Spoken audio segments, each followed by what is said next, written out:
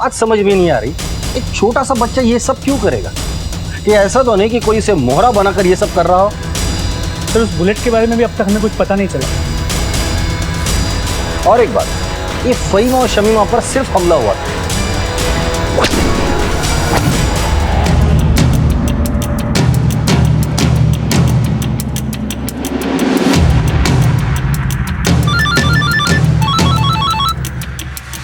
हाँ बोल। हाँ सर, एक चौंकाने वाली बात पता चली। क्या है? आतिफ और शाजिया की एक बड़ी बेटी भी थी, राइजा।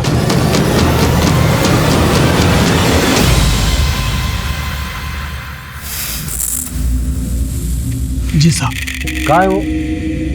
उसका इंतकाल हो गया साहब। कैसे? मैं बताऊं? उसकी भी शादी 14 साल की उम्र में की थी। वो प्रेग्नेंट थी और उसी में उसकी मौत हो गई। शर्म आनी चाहिए तुम लोगों को। किससे शादी की थी उसकी? फहीम कुल्फी वाले से साहब।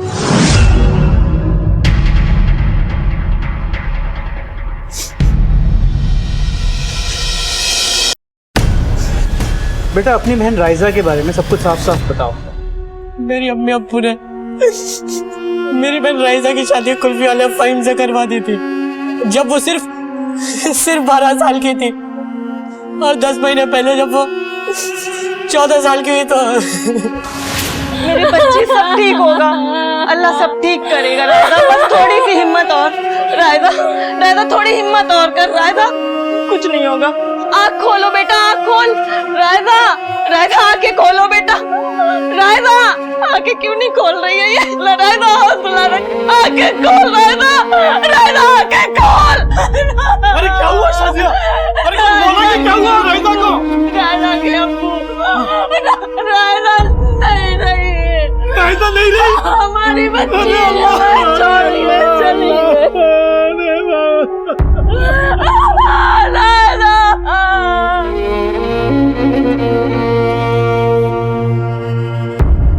राइजा को क्या हुआ? अल्लाह को प्यारी होगी। वो सबसे बहुत छोटी थी। मेरे लिए नहीं थी। अरे इतना मार लगा है, यहाँ क्यों लेके आए हैं? और मेरा हाथ भी टूटा है, सर में भी चोट लगा है, फिर भी ले आए इधर। अरे हॉस्पिटल में रखते। साहब चुप, हमको यहाँ क्यों लेके आए? अरे नाबालिग लड़की के साथ शादी, उसे प्रेग्नेंट किया, उसे मार डाल। तेरी हालत नहीं होती ना तो हड्डी पसली कर देता मैं। साहब इसमें हमारी क्या गलती है? अब सरकार हम गरीबों की मदद नहीं करेगी, हॉस्पिटल में इलाज नहीं करवाएगी, तो हम क्या करेंगे? अरे 12 साल की लड़की के साथ शादी तू करेगा, प्रेग्नेंट तू करेगा और इलाज सरकार करेगी? एक बार ठीक हो जा, फिर तेरी धुलाई में सरकारी खर्चे से करवाता हूँ। साहब बात तो सुनिए हमारी। अरे सुनिए ना। कुल्फी वाला फहीम और शादाब भले ही इस केस में पहले विक्टिम बनकर सामने आए, लेकिन जब पुलिस ने उनका इतिहास खंगाला तो पता चला कि उनका संबंध ऐसे अपराधों से जुड़ा था जो बेहद क्रूर और अमानवीय थे। फहीम, आतिफ और शाजिया को चाइल्ड मैरिज करने और करवाने का एक्यूज मानकर उनके खिलाफ चार्जशीट बना दी गई, लेकिन इस अपराध के चौथे एक्यूज शादाब की अब हत्या हो चुकी थी। लेकिन उसकी हत्या क्यों हुई, किसने की, ये अब तक रहस्य बना हुआ था। क्या ये बुलेट अपराधियों को सबक सिखाने वाला कोई मसीहा था? और इस बुलेट का बच्चों से क्या संबंध था? और बशर अब तक कहां था?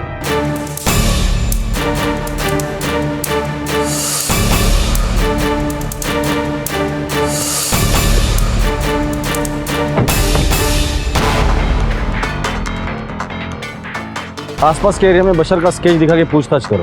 सर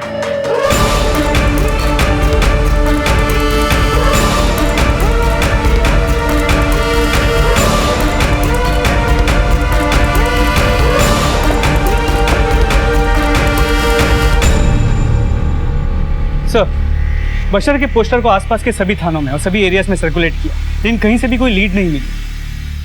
शिंदे, मुझे लगता है कि कोचिंग क्लास के टीचर से हमें बात करनी चाहिए। कोई ना कोई लीड तो जरूर मिल जाएगा।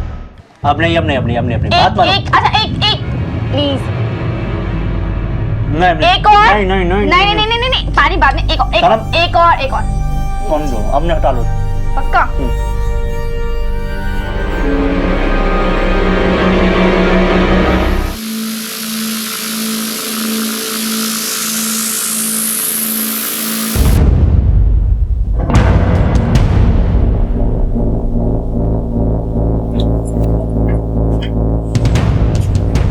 सना, जी सर। कुछ बात करनी थी तुमसे। जी क्या उस रात जावेद, निसार और शाहिद तुम्हारे कोचिंग क्लास में पढ़ रहे थे? जी सर, तीनों बहुत अच्छे स्टूडेंट हैं, कोई क्लास मिस नहीं करते। तुम्हारी ये कोचिंग क्लास हमेशा लेट तक चलती है क्या?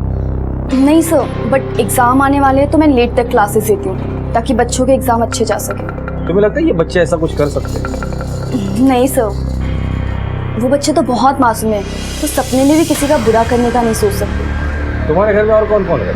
अबू जान और भाई जान। और कोई? जी नहीं, अबू जान ग्लास फैक्ट्री में काम करते हैं और मैं और भाईजान घर रहते हैं। भाई कहाँ है तुम्हारा? अंदर है। बोलो। भाईजान, भाईजान बाहर।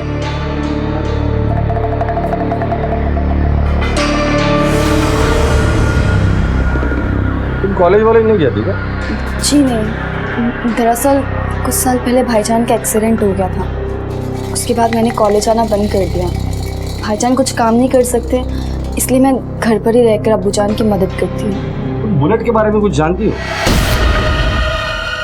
बुलेट? ये क्या है? मैं कुछ नहीं जानती।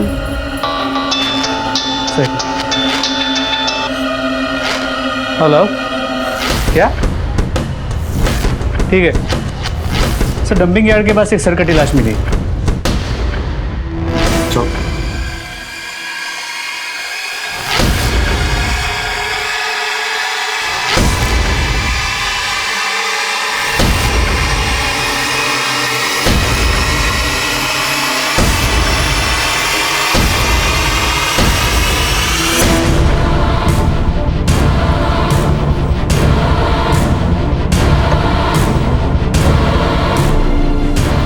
हटो रे, साइड दो।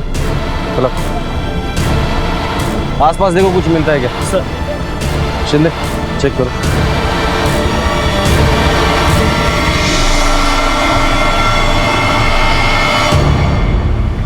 सर दोनों हाथों पे इंजरी मार्क्स, लगता है बच्चे को बांध के रखा था और मरने से पहले इसने काफ़ी स्ट्रगल की। आसपास कोई खून का निशान नहीं है, इसका मतलब इसे कहीं और मारा गया और फिर लाश को यहाँ फेंका गया है। सर सब जगह छानबीन की, कुछ नहीं मिला। तो लाश की कद काठी को देख के लगता है कि लाश बशर की हो सकती है, लेकिन उसकी शिनाख्त कैसे करेंगे? वो तो अनाथ था। अगर ये लाश बशर की है तो इसकी शिनाख्त जीनत करेगी, क्योंकि बशर का जीनत के घर पे आना जाना था। इस जीनत को बुला कर लेकर आ। सर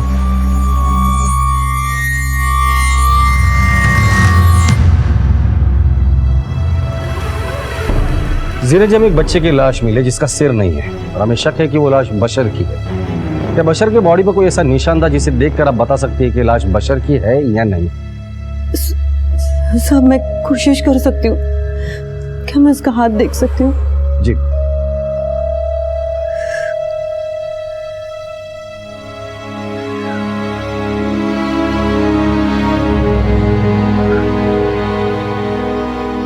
हमें इस लाश पे से कपड़े मिले, क्या इन कपड़ों को आप पहचानती हैं?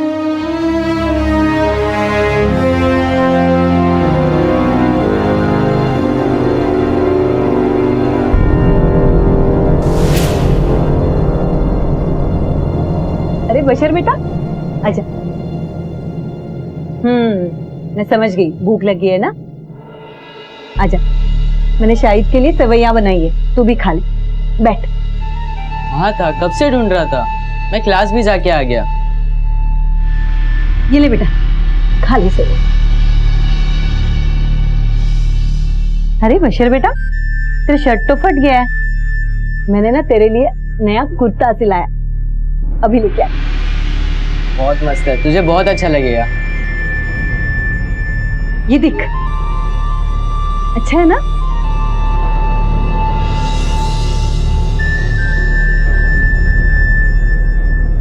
पसंद आया?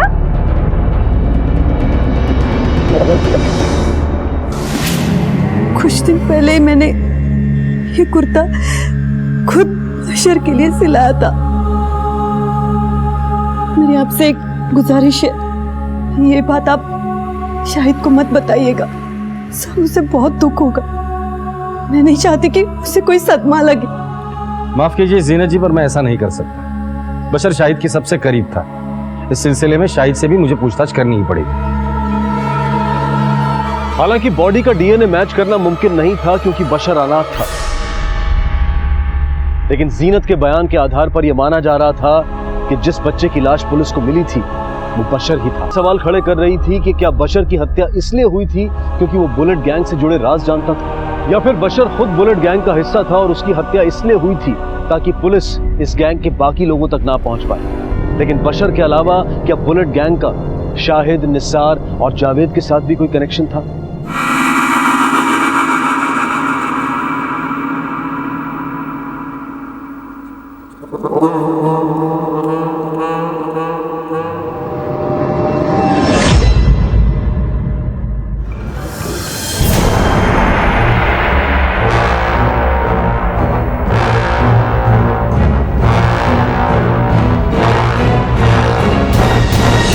सर बशर की मौत आधी रात को हुई, लेकिन जहाँ उसकी मौत हुई वो जगह अलग है, क्योंकि उसकी बॉडी पे जो मिट्टी मिली है वो उस जगह की मिट्टी से अलग है जहाँ उसकी बॉडी मिली है। मिट्टी को सॉइल एनालिसिस के लिए भेज दो और पता करो ये मिट्टी है कहाँ की।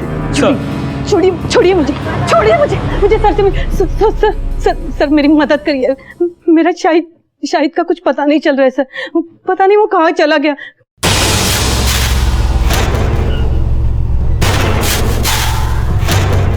खुदा के लिए मेरे शाहिद को ढूंढिए सर।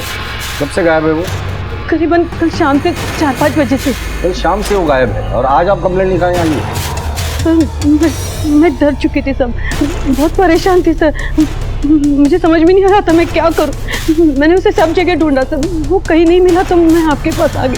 शाहिद के डिटेल्स आप बाहर लिखवा दीजिए, हम उसे ढूंढने की कोशिश करें। जी शुक्रिया सर।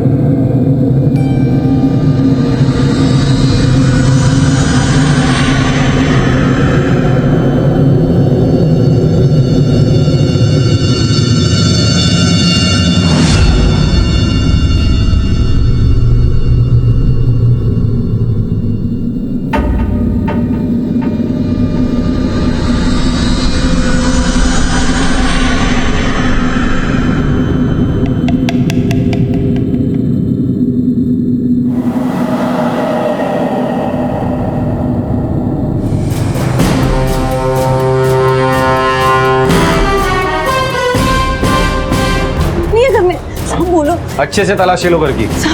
सब कुछ नहीं है, क्या ढूंढ रहे हो आप लोग? मैडम यहाँ पे कुछ नहीं है। सर ये देखिए शाहिद की किताब में क्या मिला। मेरी प्यारी सना, मैं तुमसे बहुत प्यार करता हूँ। मैं जब भी तुम्हें देखता हूँ पता नहीं कहाँ खो जाता हूँ। मैं तुम्हारे लिए कुछ भी कर सकता हूँ। तुम्हारी खुशी में ही मेरी खुशी है। देखना एक दिन मैं तुम्हें अपना बना कर ही रहूंगा। तुम्हारा शाहिद। क्या है ये सब?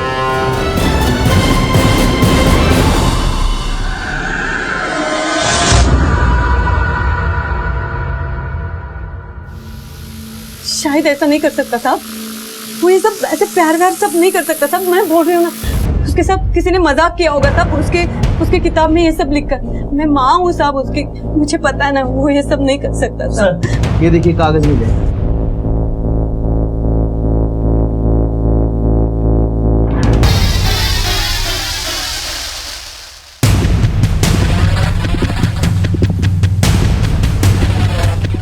ये क्या है? पता नहीं साहब, मैं नहीं जानती ये क्या है। शिंदे, इन कागज के टुकड़ों को जोड़ो। जैसे जैसे ये टुकड़े जुड़ते जाएंगे इस केस की कड़ियां भी जुड़ती जाएंगी। सुनिए ना साहब,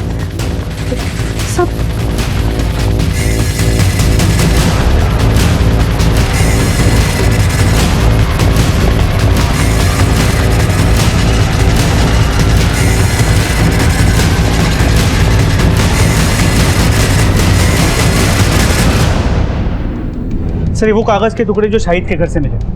ध्यान से देखिए, हाथ से बनाए गए नक्शे जो किसी खास मकसद से बनाए गए। सर ये वो जगह है जहाँ पे फ़हीम पे हमला हुआ।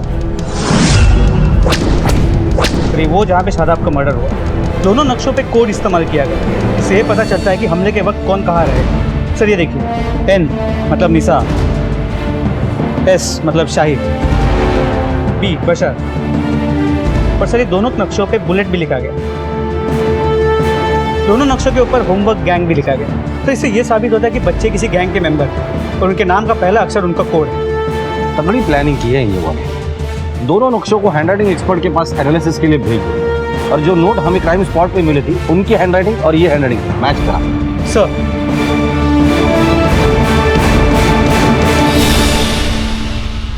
ये क्या है?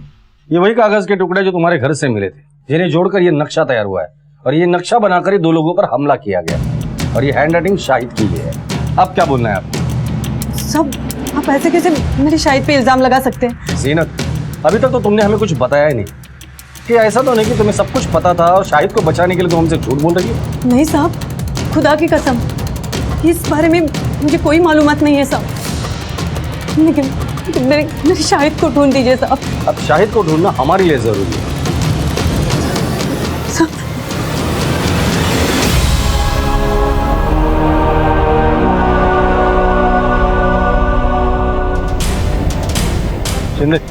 जीनत के कॉल रिकॉर्ड निकालो और नजर रखो उस पर।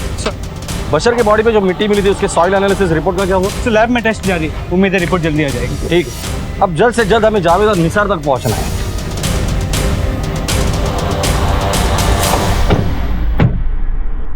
शाहिद के कमरे से बरामद हुए कागज के टुकड़े जब जोड़े गए तब यह साफ हो गया कि बुलेट गैंग का कनेक्शन सिर्फ शाहिद से ही नहीं बल्कि जावेद और निसार से भी हो सकता है। लेकिन पुलिस इस बुलेट गैंग के बनने के मकसद और इसे बनाने वाले मास्टरमाइंड से अब तक बेखबर थी।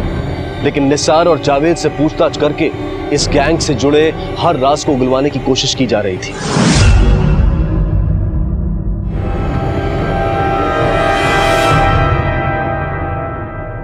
निसार, सच सच बताओ, तुम भी इस गैंग में शामिल थे ना? ये सारे अटैक तूने ही करवाए थे ना? देखिए, आप बच्चे से आराम से बात कीजिए वरना वो घबरा जाएगा। आपको जो भी पूछना है प्यार से पूछिए। देखो निसार, तुम्हें मुंह नहीं खोलना है तो मत खोलो, लेकिन शाहिद ने हमें सब कुछ बता दिया है।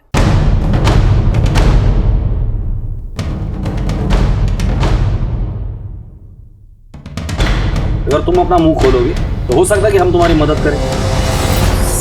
सर मैं अकेला नहीं था, मेरे साथ जावेद भी था। जावेद? हाँ, हमारा एक गैंग था, होमवर्क गैंग। बुलेट कौन है? मैंने पूछा बुलेट कौन है? वो बुलेट सना को ले आओ।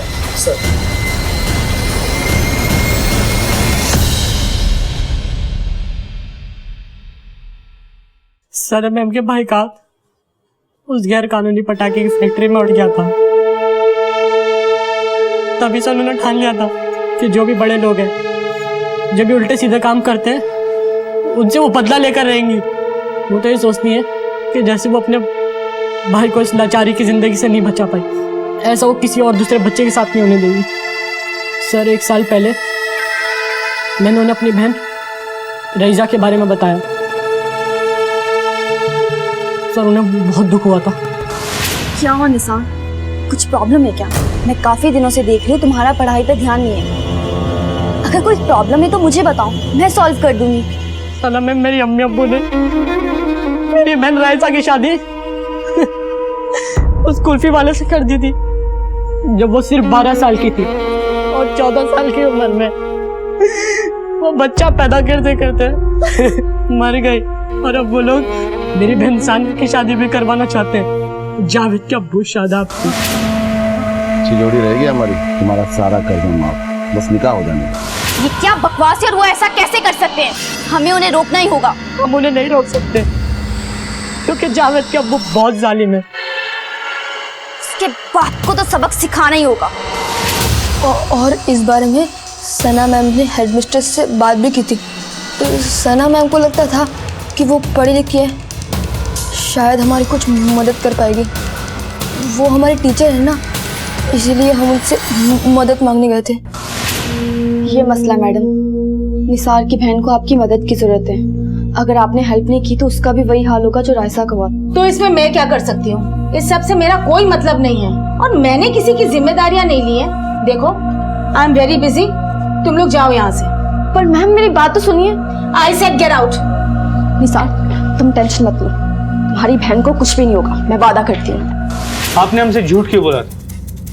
यस सर, आई एक्सेप्ट कि मैंने आपसे झूठ बोला था, लेकिन हकीकत तो ये है कि मेरा इन सब से क्या लेना देना है। तो तुम्हारे होमवर्क गैंग का पहला निशाना फहीम कुल्फी वाला बना, बराबर? हाँ सर, हाँ, हमारी गैंग का पहला निशाना फहीम कुल्फी वाला बना। सर, जब रात को वो कुल्फी बेचकर अपने घर जा रहा था तो हमने उसका रास्ता रोका और उसे लातों घूसों झुंड से बहुत पीटा।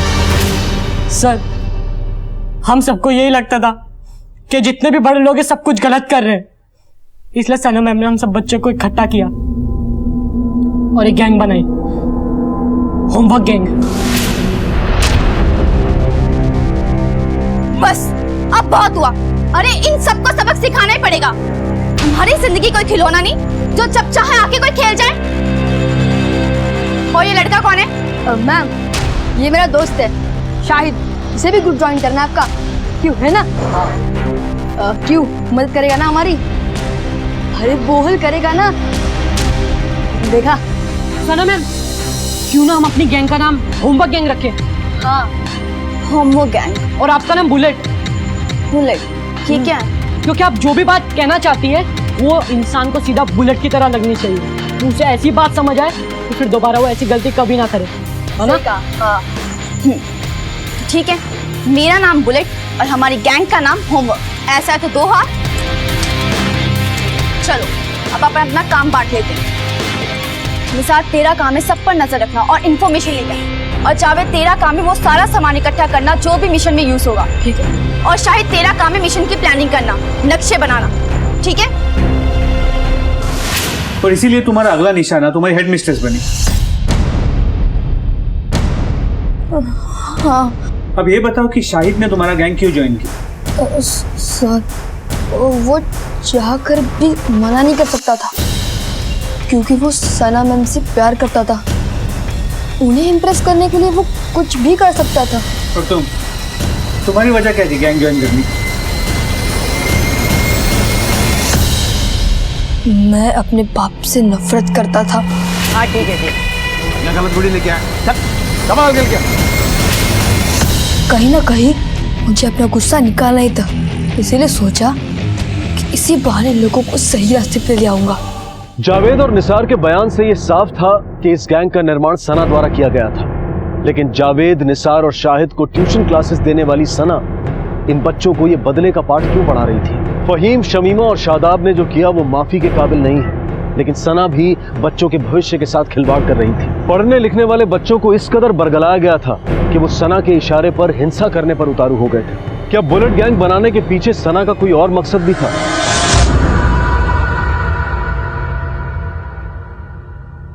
आपकी बेटी सना कहाँ है?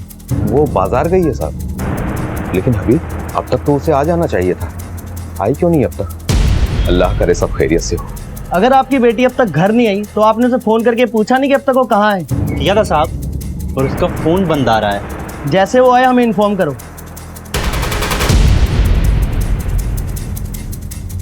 ये ऐसा तो नहीं कि सना इसलिए भाग गई है क्योंकि उसे पता चल गया था कि हम लोग उससे पहुंचने वाले हैं। तो सना के घर के आसपास पूछताछ की, सभी का कहना है कि वो सीधी सारी और अच्छी लड़की है, सब उसे पसंद करते थे। लेकिन बच्चों की बात माने तो सना ही बुलेट थी, उसने गैंग ही बच्चों के लिए शुरू की थी।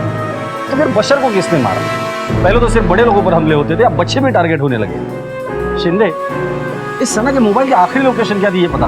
जी सर, एक मिनट। हेलो, ठीक है सर। बशर की बॉडी पे जो सॉइल सैंपल्स मिले थे उसकी एनालिसिस रिपोर्ट आ गई।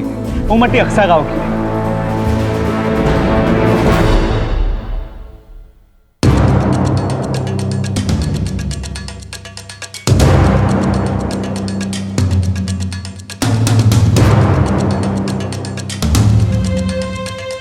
शिंदे, समझ में नहीं आ रहा है क्या चल रहा है। हो सकता है कि बच्चों को फहीम और शमीमा ने गायब किया हो। लेकिन सर वो दोनों तो जेल में। लेकिन जेल में रहकर वो किसी और से भी तो ये काम करवा सकते हैं।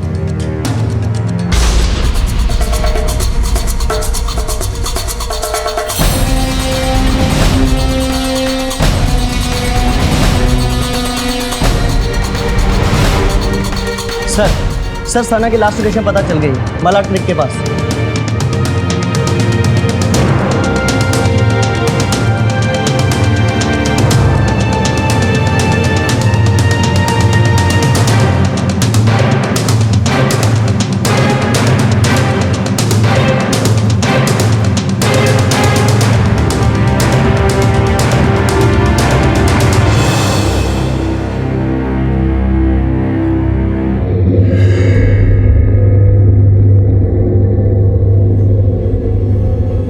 सर मल्टीपल स्टैबिंग का केस है।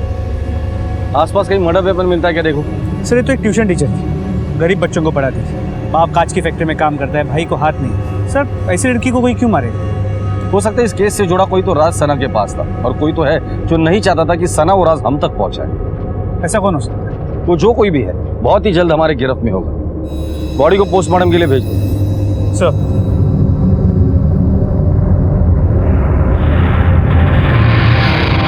जिसे अब तक बुलेट गैंग का मास्टरमाइंड समझा जा रहा था, अब उसकी भी हत्या हो चुकी थी। और ये सवाल उठ रहे थे कि क्या सना के अलावा कोई और भी है जिसकी बुलेट गैंग को बनाने में भागीदारी थी? आखिर ऐसा कौन था जिसने सना की हत्या की थी? बशर तुम्हारे गैंग का मेंबर था ना? हाँ सर, वो ना चाहते हुए भी हमारी गैंग का मेंबर बन गया था। शाहिद उसका बहुत ख्याल रखता था, और वो भी बशर भी हमेशा उसके आगे पीछे घूमता रहता था सर। धीरे धीरे वो हमारी मदद करने लग गया था, हमारा हिस्सा बन गया था सर वो। और फिर अचानक एक दिन हमारी गैंग में दरार पड़ गई जब जावेद के अब्बू मेरी बहन सानिया से निकाह करने वाले थे। सब पता चल गया है मुझे जावेद, तेरा अब्बू मेरी बहन से शादी करना चाहते हैं ना? ये सब कुछ गलत है, हमें उन्हें सबक सिखाना होगा। देख निसार, एक लफ्ज भी मेरे अब्बू के खिलाफ कहा ना तो मुझसे बुरा कोई नहीं होगा। देख जावेद, सना मैम ने क्या कहा था? हमारी गैंग का उसूल ये है, अगर कोई बड़ा गलती करता है तो उसे सजा जरूर मिलनी चाहिए। और जो मेरी बहन के साथ हो रहा है ना, सब गलत है। लेकिन मैं अपने अब्बू के साथ कुछ गलत होने नहीं दूंगा। तेरा अब्बू गलत है। नहीं यार, क्या है, पागलों की तरह लड़ रहे हो? एक बार बोला ना, रूल सबके लिए सेम है, मतलब सेम है। लेकिन वो मेरे अब्बू है और उन्हें कोई कुछ नहीं करेगा। मेरी बात ध्यान से ठंडे दिमाग से सुन। जब हमारी गैंग बनी थी तो ये भी रूल बना था, चाहे वो कोई अपना भी हो उसके लिए सेम रूल होंगे। And rules are rule. पर वो मेरे अब्बू है और मेरे रहते उन्हें कोई कुछ नहीं कर सकता, समझे तुम लोग?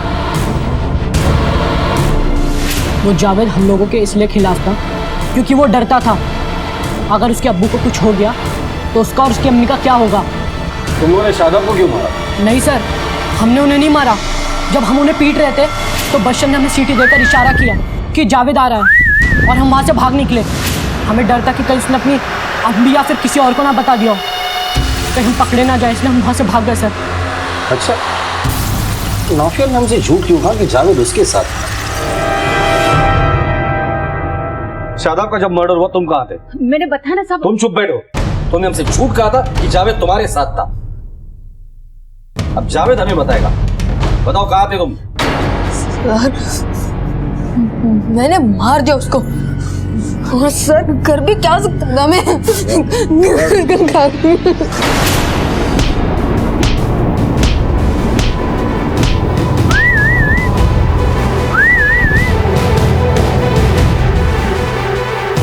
अब्बू अब्बू अब्बू। और फिर मुझे कुछ समझ नहीं आया, इसलिए एक नोट पे कुछ लिख दिया और वहां से भाग गया। और तुम्हें ये सब पहले से ही पता था ना? जावेद ने मुझे आकर सब बता दिया था। मैंने अब्बू को मार दिया। ये क्या बोल रहा है तू पागल की तरह? मैं सच बोल रहा हूँ मम्मी।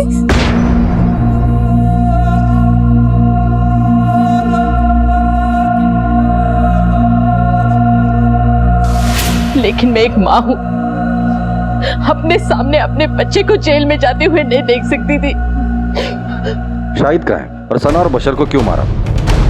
सर मुझे नहीं पता वो कहाँ है, मुझे सच में नहीं पता वो कहाँ है। तुम्हारी बेटी ने बच्चों को इकट्ठा करके गैंग तैयार किया, लोगों को मारा पीटा, यहाँ तक कि मर्डर भी किया। मुझे ख्यालो गुमान में अंदाजा नहीं है कि सना भी ऐसा कर सकती है। साहब आपको कोई गलत फहमी है साहब। अब आप यकीन मानिए साहब, सना ऐसा कर ही नहीं सकती है। शादाब का मर्डर केस तो सॉल्व हो गया, लेकिन अभी बहुत काम बाकी है। जावेद और निसार को नहीं पता कि शाहिद कहाँ है। मुझे तो ये भी नहीं पता कि बशर और सना को किसने मारा। जावेद को शादाब मर्डर केस में अरेस्ट करो और जुवेनाइल कस्टडी में भेज दो, और वो नाफिया उसे भी अरेस्ट करो। पुलिस इन्वेस्टिगेशन में उसने रुकावट डाली। सर सना की पोस्टमार्टम रिपोर्ट, इसके मुताबिक उसका मर्डर एक लोहे की धारदार हथियार के साथ किया गया है। मौत का कारण है एक्सेसिव ब्लीडिंग और शॉक। बशर का मर्डर गला काट के किया गया है, तो सना को धारदार हथियार से मारा गया है। ये दोनों मर्डर्स बहुत ही बेरहमी से किए गए हैं। हो ना हो, इन दोनों मर्डर्स के बीच कोई ना कोई तो कनेक्शन जरूर है। बस हमें ये पता लगाना है कि वो कनेक्शन क्या है। सर हमें ये भी नहीं पता कि शाहिद कहाँ है, किस हाल में। हो सकता है इन दोनों मर्डर्स में शाहिद का हाथ। ऐसा भी हो सकता है। मुझे तो लगता है कि इस केस की इन्वेस्टिगेशन हमें दूसरे एंगल से करनी चाहिए।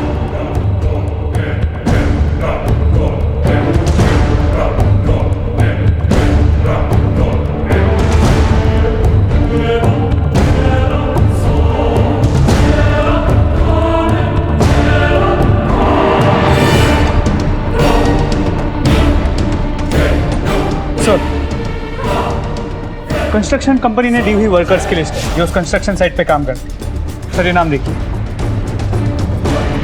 रहमान, ये वहां काम करता है। बशर के धड़ पे जो मिट्टी मिली है वो उसी कंस्ट्रक्शन साइट की जहां पर तुम काम करते हो। इसका मतलब बशर का मर्डर तुम्हारे कंस्ट्रक्शन साइट पे हुआ है। साहब मैं तो कांच की फैक्ट्री में काम करता हूँ, मेरा बेटा वहाँ काम किया करता है। लेकिन अटेंडेंस रजिस्टर पे तुम्हारा साइन। साहब वो मेरे बेटे का एक हाथ नहीं है ना, इसलिए उसकी जगह मैं दस्तखत किया करता था। साहब हम गरीब लोग हैं, अब इस महंगाई के ज़माने में अगर मिलजुल कर सब लोग काम नहीं करेंगे तो घर का खर्च कैसे चलेगा। इसीलिए हबीब ने दोबारा काम करना शुरू किया, लेकिन हमने ये बात सना को छुपा कर रखी थी, क्योंकि अगर उसको ये बात पता चल जाती तो वो अपने भाई को काम नहीं करने देती। इसीलिए हबीब सना से छुप छुपा कर काम करने के लिए जाया करता था। तुम्हारे बेटे का तो एक हाथ नहीं है, तो कंस्ट्रक्शन साइट पे वो क्या काम करता था? वहाँ उसके ही हिसाब का काम दिया जाता था साहब। हबीब तो अपाइज था, कंस्ट्रक्शन साइट पे वो क्या काम करता था? सर सच बताऊं तो बड़ा दुख होता था उसे काम करता हुआ देखकर। उसके पिताजी आए थे हमारे पास कि बच्चे को काम पे रख लो, अपाहिज है लेकिन काम करना चाहता है, पैसे सबको चाहिए, तो हल्का फुल्का काम हम उससे ले लेते थे। हबीब? हाँ साहब, हम कुछ दिन पहले देखा था हबीब को, एक ही हाथ से जमीन में खड्डा खोद रहा था। हमें लगा ये कुछ अजीब सी बात है, फिर हमने ज्यादा ध्यान नहीं दिया। हमें लगा कि शायद वो ये दिखाना चाहता है कि हम किसी से कम नहीं। कहाँ खोद रहा था गड्ढा? सर वो पेड़ के पास।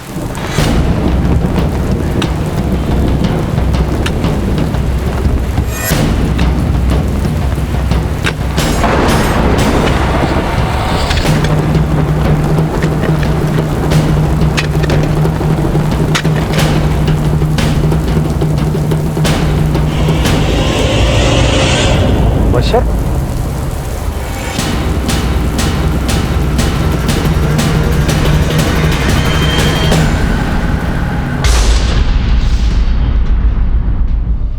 हबीब से मिलना है।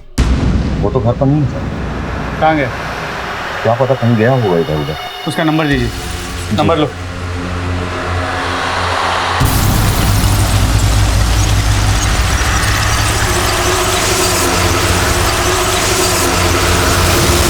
क्या हबीब के गायब होने की वजह यह थी कि सना और बशर के खून में उसी का हाथ था, या फिर यह कहानी कुछ और ही थी? पुलिस के लिए केस दिन ब दिन एक उलझन बनता जा रहा था। तो रॉबरी केस की अगली सुनवाई कब है? 28 तारीख। सर हबीब की फोन डिटेल आ गई है। उसका फोन अभी चालू है, इसी धारावाली गांव में है। सर उसका फोन अभी भी चालू है, मतलब उसे इस बात की भनक नहीं है कि हम उसके नंबर को ट्रेस कर रहे हैं। कोई ऐसा नंबर है जिसके साथ वो रेगुलर कांटेक्ट में? जी हाँ सर। सर एक नंबर ये है जिसके रेगुलर कांटेक्ट में था, और सर इसका नाम है सुरेश और ये तांत्रिक है। शिंदे, इस तांत्रिक को तुम संभाल, हबीब की खबर मैं लेता हूँ।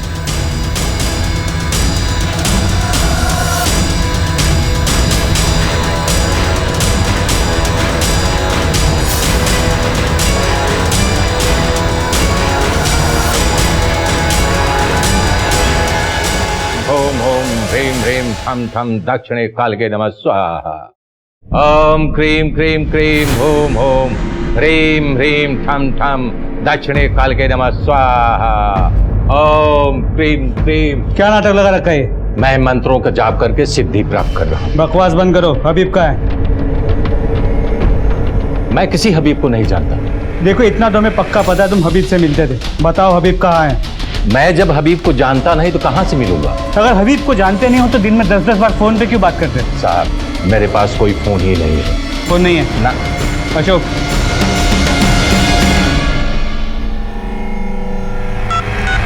ओम क्रीं क्रीं ओम ओम ह्रीं ह्रीं ठम ठम दक्षिणे कालके नमः स्वाहा। बकवास बंद करो।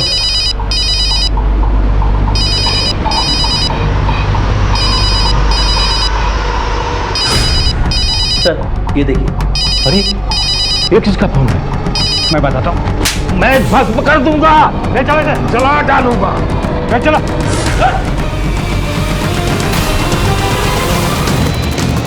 पकड़ो इसे। मुझे मेरी बात बोलो। मैंने कुछ नहीं किया है। मैंने कुछ नहीं किया साहब। हमें अंदाजा नहीं था इस कांड के पीछे तू होगा। ले चलो इसे। शाहिद शाहिद शाहिद बैठ। शिंदे फौरन यहाँ एक एम्बुलेंस भेज दो। अरे मेरा क्या कसूर था जो उस पटाखे की फैक्ट्री के ब्लास्ट में मेरा हाथ उड़ गया? मुझे अंदर अंदर घुटन होती थी। मैं सोचता था कि आम जिंदगी क्यों नहीं जी सकता हूं। मैं जानता था कि मैं कुछ नहीं बदल सकता। मुझे इस बात का अंदाजा था।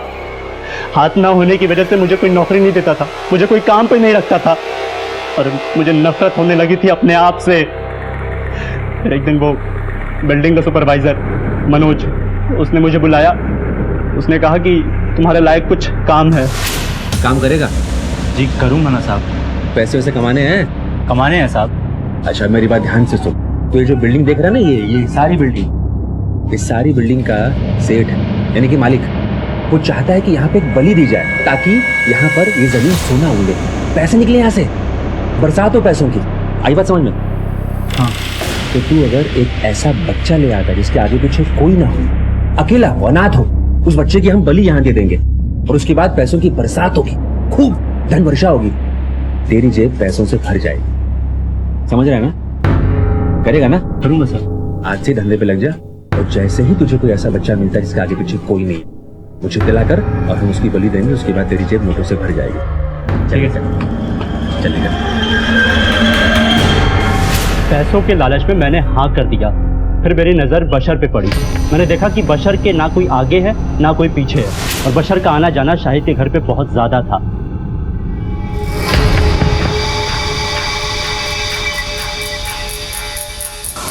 मुझे ये भी पता चला कि शाहिद मेरी बहन को बहुत चाहता है, उसका दीवाना है, उसको प्यार करता है। जिस दिन मैं बहुत बड़ा आदमी बन जाऊंगा ना, उस दिन ये क्वीन और ये पूरी दुनिया दोनों ना मेरी मुट्ठी में होगी। फिर मेरे दिमाग में ये ख्याल आया कि क्यों ना कुछ प्लान बनाया जाए, क्योंकि मुझे पता था कि मेरी बहन ही बुलेट है। बुलेट, अब तुम्हें हमारी मदद करनी होगी। बशर बहुत घबराया हुआ है और पुलिस भी इसके पीछे पड़ी है और पुलिस को भी इस पे शक है और अगर ये पकड़ा गया ना तो हम में से कोई नहीं बचेगा। ये सब बर्बाद हो जाएगा। अब तुम ही बताओ बशर क्या करें? मैंने कहा ना टेंशन लेने की जरूरत नहीं है, मैं देखूंगी मुझे क्या करना है। सब इसकी लापरवाही की वजह से हुआ है। शायद तुम इतनी बड़ी गलती कैसे कर सकते हो? मैंने मना किया था ना इसको गैंग में मत लो, फिर भी तुमने लिया। अब देखना पुलिस को जब पता चलेगा तो हम सब फंसेंगे। शाहिद सना को बहुत चाहता था और जब ये बात मुझे पता चली तो मैंने सोचा क्यों ना शाहिद को सही समय पर इस्तेमाल किया जाए। उसने मुझसे कहा कि उसे पता है कि सना ही बुलेट है और वो हमारी मदद करना चाहता है। देख भाई शाहिद, मैं जानता हूँ कि तू सना को बहुत चाहता है, तेरी आंखों में दिखता है वो, लेकिन सना तुझे नहीं चाहती है। हाँ मेरे पास एक तरीका है, अगर तू मेरे बताए रास्ते पे चलेगा तो सब कुछ तेरे हाथ में हो जाएगा। सना भी तुझसे मोहब्बत करेगी। बोल, करेगा? उसने मुझे बताया कि उसे प्लान के लिए बशर की ज़रूरत है और मैंने बशर को उसके साथ जाने के लिए मना लिया। तो घबरा मत, मुझ पर यकीन है ना? तो जिस तरह मुझ पर यकीन है इन पे भी कर। हम दोनों का मकसद एक ही है, जा इनके साथ। मुझे नहीं पता था कि हबीब बशर की बलि चढ़ा देगा तांत्रिक के हाथों। हाँ हाँ, आधी रात को हबीब उस बच्चे को लेकर मेरे पास आया था और मैंने उसकी बलि चढ़ा दी।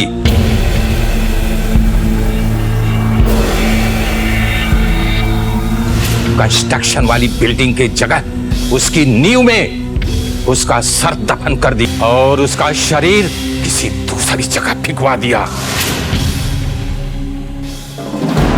जब बशर की लाश बरामद हुई और ये बात शाहिद को पता चली तो वो डर गया, भाग निकला।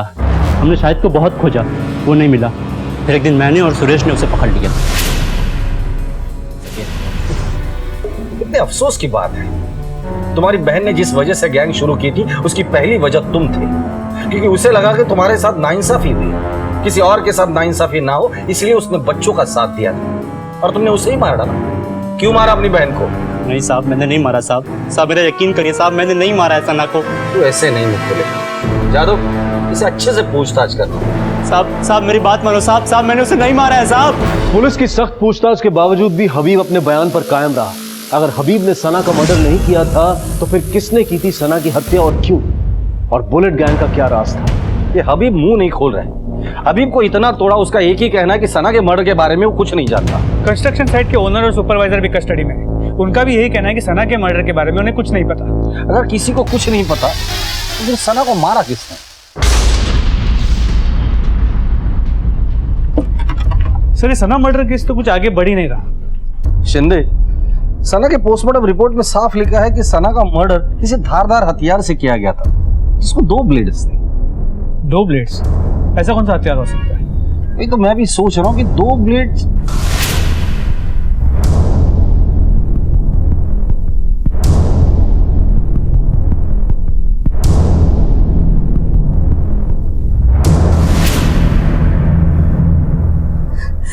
अब हम यहाँ नहीं रहेंगे, अपने गांव चले जाएंगे।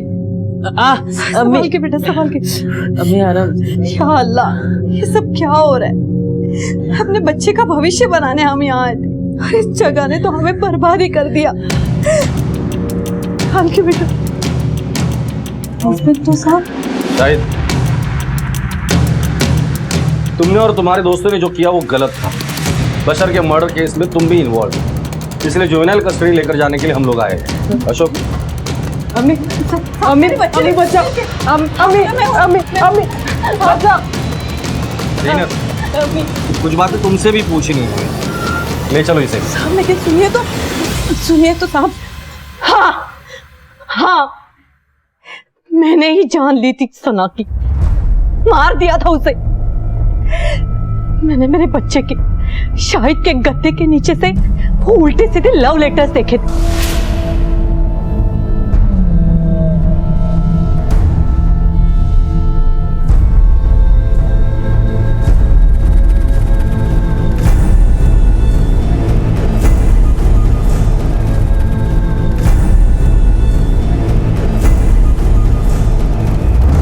बर्बाद कर दी मेरे बेटे की जिंदगी, उसने गुमराह करके रखा था उसे। मैंने ही गुस्से में आकर वो पेपर फाड़ दिए थे। मैंने वो नक्शे भी देख लिए थे और मुझे पता था कि सना ही बुलेट है। फिर मैंने उसे खाड़ी के पास बुलाया था मिलने के लिए।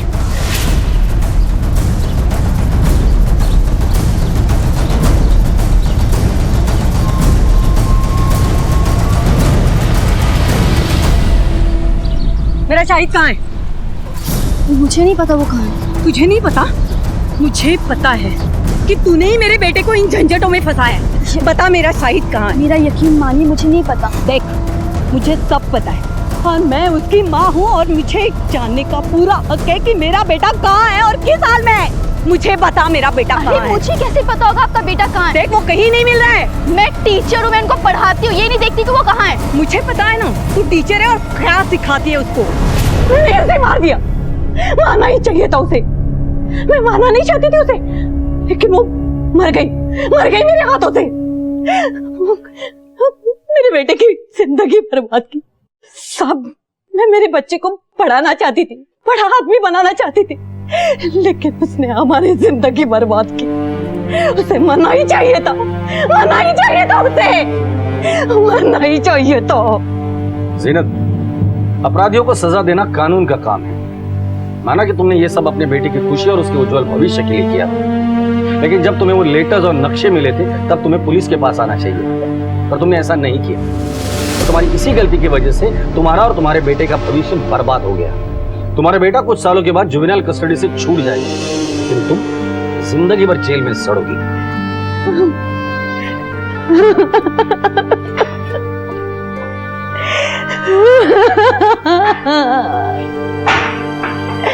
मेरा बच्चा। सर कुछ भी हो, मुझे इन बच्चों की हालत पे तरस आ रहा है। बेचारे हालात का शिकार बन गए। शिंदे, इन बच्चों की सोच अच्छी थी पर अंजाम देने का तरीका गलत था। काश उन्होंने पुलिस पे भरोसा किया होता तो उनका ये हश्र नहीं होता।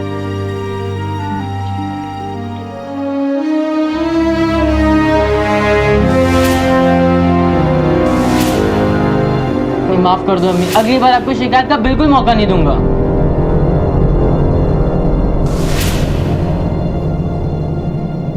कहते हैं कि गलत को सही करने के लिए भी सही मार्गदर्शन और सही साथ की जरूरत होती है, वरना कब गलत को सही करते करते हम खुद गलत की राह पर चल पड़ते हैं ये पता ही नहीं चलता, और न जाने कब ये रास्ते बर्बादी की तरफ मुड़ जाते हैं। बच्चों के उठाए गलत कदम से कितनी जानें चली गई, 3 परिवार बर्बाद हो गए। सही करने की नीयत तो थी लेकिन रास्ता गलत चुना गया था, इसलिए सिर्फ बर्बादी सामने आई। बदले की भावना इंसान के अंदर बने घावों को कभी सूखने नहीं देती, और एक दिन ये नासूर लावा बनकर फट पड़ता है और अपने साथ साथ बहुत कुछ जलाकर राख कर देता है। गलत तरीके से किया जाने वाला सही काम भी हमेशा खुशी नहीं देता है, और इससे होने वाला नुकसान भी किसी पैमाइश में नहीं आता। याद रखिए, हमारा दिमाग एक भट्टी की तरह से है जो हर समय अपने विचारों की ऊर्जा से गर्म रहता है।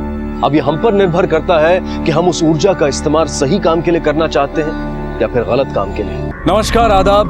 क्राइम पेट्रोल डायल 100 में आप सबका स्वागत है। आज हर तरफ तरक्की की बातें हो रही हैं। टेक्नोलॉजी इतनी आगे बढ़ गई है कि हमारा रहन सहन सब बदल गया है, लेकिन आज भी एक चीज है जो नहीं बदली है, और वो है हमारी सोच। वो पूरी तरह से जकड़ी हुई है। आज भी हमारे देश में छूत अछूत को माना जाता है, अमीर और गरीब के बीच में फर्क किया जाता है। आज भी गरीब घर के बच्चों की आंखों में पलते सपनों को दबाया जाता है। बाबू जी, हम जब अफसर बन जाएंगे ना तो आपको हाथ गाड़ी खींचने की कोई जरूरत नहीं होगी। और हम अपनी बिटिया के साथ गाड़ी में ऐसे बैठ के जाएंगे।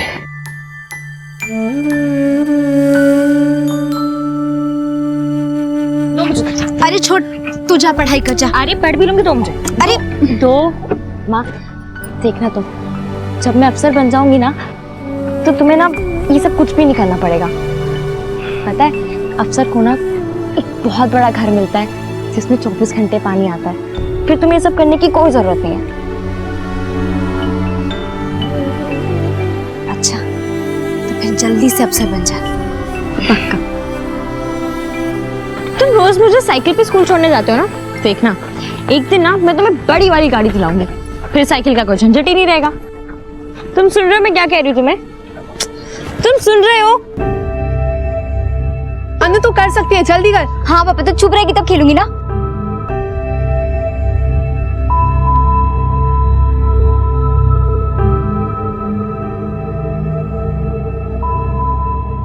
ये कोमल भी ना कह रही थी अभी आ जाएगी खेलने, अभी तक नहीं आई। छोड़ ना, आ जाएगी, पढ़ाकू है।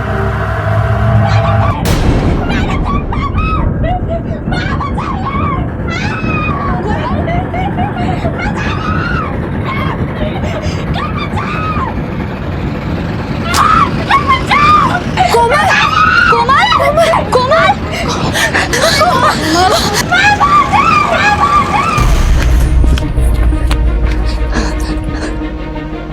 शंभू काका, शंभू काका। हाँ, क्या हुआ? वो कोमल दीदी जल गई। कहा?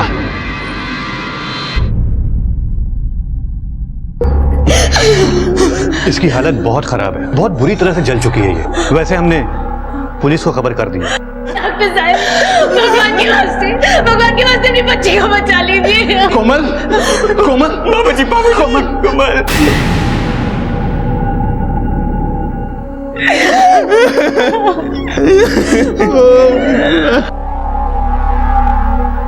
बाबूजी जब मैं घर गया तो कोमल आग से झुलस रही थी, पूरे इसके पत्थर आग लगे हुए थे बाबूजी, पता नहीं कैसे हुआ, क्या हुआ बाबूजी।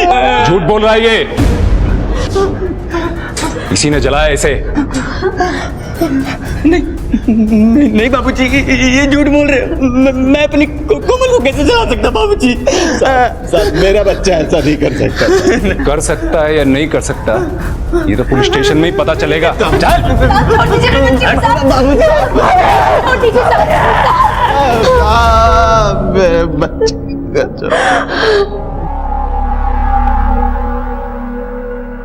माता पिता के लिए उनके बच्चों से बढ़कर और कुछ नहीं होता। बच्चे ना सिर्फ उनके बुढ़ापे का सहारा होते हैं, बल्कि उनके जीवन की उम्मीद भी होते हैं। शंभू और शांति ने भी अपने बच्चों के बेहतर भविष्य की कामना की थी, लेकिन एक ही पल में उनकी दुनिया बदल गई। एक तरफ उनकी बेटी कोमल की जिंदगी अधर में लटकी हुई थी और दूसरी तरफ उनके बेटे किशन पर उन्हीं की बेटी की हत्या करने की कोशिश का इल्जाम लगा था।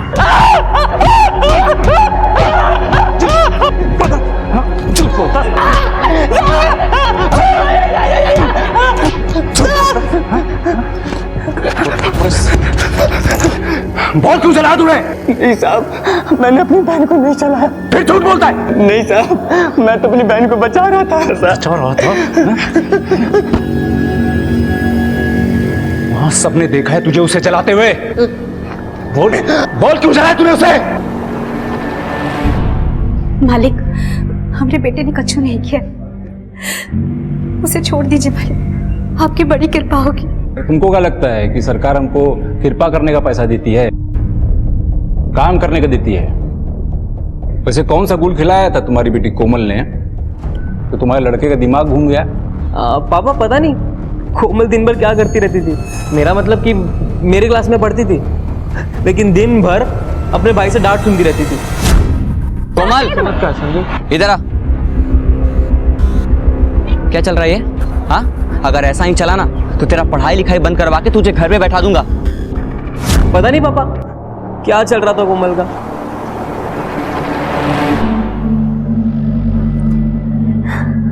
देखिए, बार बार बदलने के लिए हमारे पास अस्पताल में और चादरें नहीं हैं। ये सरकारी अस्पताल है।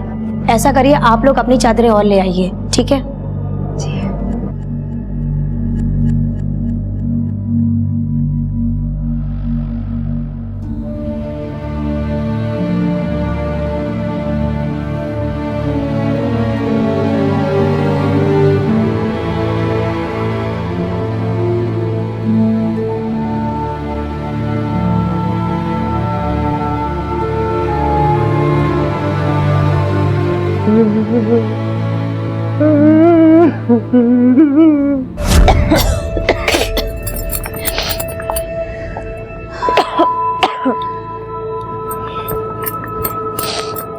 चूल्हा में खाना कहाँ पका रही हूँ माँ? स्टोव को क्या हुआ? कितना धुआं कर रहा है? तुम्हें कहे थे घासलेट लाने के लिए, लाए क्या?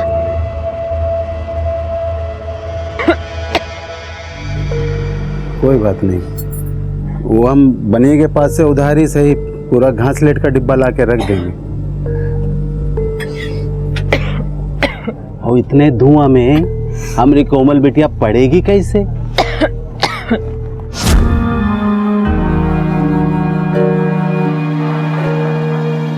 देख हम तेरे लिए क्या लाए।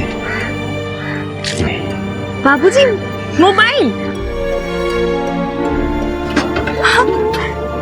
बाबूजी, इसके लिए मोबाइल लेकर आए हो? अरे पुराना है, 500 में मिल गया तो ले लिए।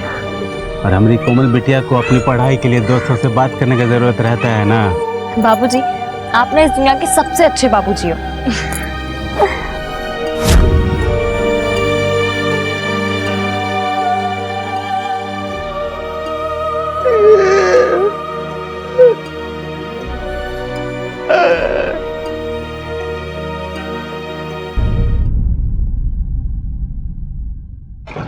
ओहो, अपना बेटा को बचाने के लिए सबूत मिटा रहा है। नहीं साहब, वो मेरी बिटिया। जाओ देखो अंदर काका रखे हैं, ये अभी सब पता चल जाए। वो साथ मेरी ये मिला है। पीछे का छुपा रहा है? कुछ नहीं साहब, कुछ नहीं साहब। अब वो मेरी बिटिया का फोन है साहब। ओहो, अरे इन्वेस्टिगेशन के लिए मोबाइल तो लगेगा ना। उसका किताब काहे बचा के रखे हो? तुम लोगों ने उसे तो जला दिया, इनको भी जला दिए होते। ये काम हम कर देते हैं। नहीं साहब, ऐसा मत करो साहब। हो, तो तेरी बेटी यहीं जली थी ना, तो उसकी किताब को भी यहीं जला देते हैं। साहब मत कीजिए ऐसा, मेरी बेटी की किताब है वो। साहब मत कीजिए ऐसा साहब, साहब मत कीजिए ऐसा।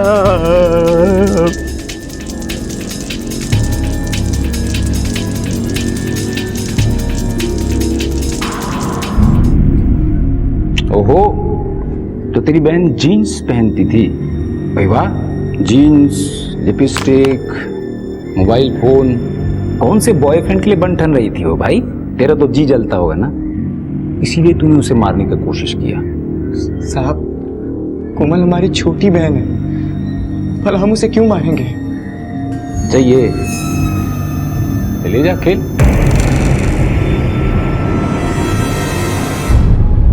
लिख कि तूने जलन में अपनी बहन को जला के मारने का कोशिश किया। नहीं साहब, हमने कुछ नहीं किया। आप हमें जानकर फंसा रहे हो साहब।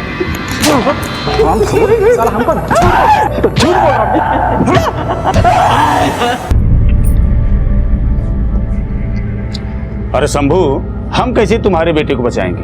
और किशन भी ना, जब उसे कोमल का पढ़ना लिखना पसंद नहीं था तो स्कूल बंद करवा देता है। क्या जरूरत थी अपनी बहन को जलाने की? नहीं राधे भैया, किशन ने कोमल को नहीं जलाया, रहम कीजिए। देख भाई, हम तुम्हारा इस मामले में कुछ नहीं कर सकते हैं, और वैसे भी तुम्हारी बेटी बहुत बड़बोली थी। वो पैसे वाले हैं तो क्या गाड़ी चला देंगे हमारे ऊपर और हम ऐसे चुपचाप बैठ के देखते रहेंगे? नहीं, उनको तो मुआवजा देना ही पड़ेगा, वरना हम उनके घर जला देंगे। अरे अरे काका, ये आप क्या कह रहे हैं? एक तो ये लोग वैसे ही भड़के हैं, ऊपर से आप आदमी घी डालने का काम कर रहे हैं। अरे अगर एक्सीडेंट हुआ है तो हमें पुलिस को बताना चाहिए ना, और ये लड़ने झगड़ने से कोई फायदा नहीं होने वाला। क्यों काका, ठीक कह रही हूँ ना मैं? बिटिया, क्लास ले जाओ। एक बिटिया है जो अस्पताल में है और बेटा हवालात में। कुछ कीजिए राधे भैया, हमारे ऊपर तो चारों तरफ से भगवान की मार पड़ी है। शंभू, अरे बुढ़े नहीं हो गए हो, अभी भी जवान हो, एक दो बच्चे और पैदा कर लो। शंभू अपने बेटे को बचाने की पूरी कोशिश कर रहा था। कहीं ना कहीं उसका और शांति का दिल ये जानता था कि उनकी परवरिश इतनी गलत नहीं हो सकती। वो तो यही मानते थे कि लाख मतभेदों के बावजूद किशन अपनी बहन कोमल पर जान लौटाता था। पर सच क्या था कोई नहीं जानता था। शंभू और शांति हॉस्पिटल और पुलिस स्टेशन के चक्कर लगा रहे थे इस दुआ के साथ कि उनके दोनों बच्चे बच जाएं।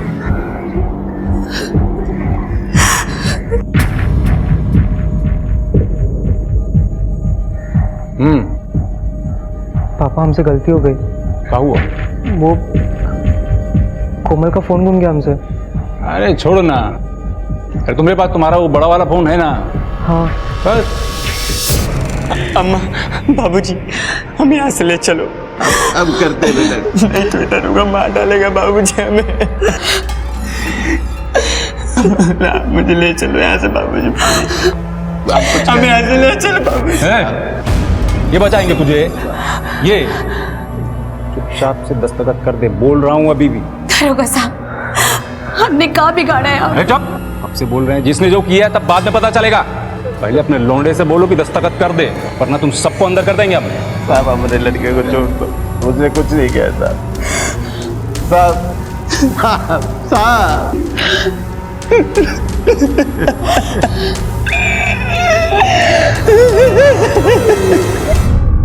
ये चादर धो लेना, अस्पताल का सफाई वाला छुट्टी पर है।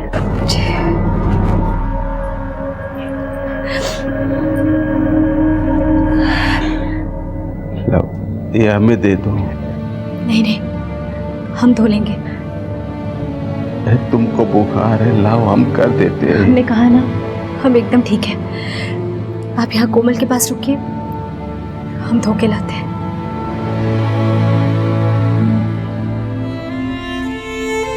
बाबूजी, आपके हाथ को क्या हुआ? आप रुकिए, मैं अभी दवाई लेकर आती हूँ। अरे रुक रुक रुक रुक, मैं हल्दी लगा लूंगा। ये ले तेरी कॉपी किताबें, पकड़ पकड़ पकड़। बाबूजी, ये क्या है? आप 20 रुपए के लिए दवा लगाने को तैयार नहीं हो, और इसके लिए इतनी महंगी महंगी कॉपी। अरे बाप हूं तुम लोगों का, अगर तुम लोगों को खुशियां ना दे सकूं तो मेरे होने का क्या फायदा।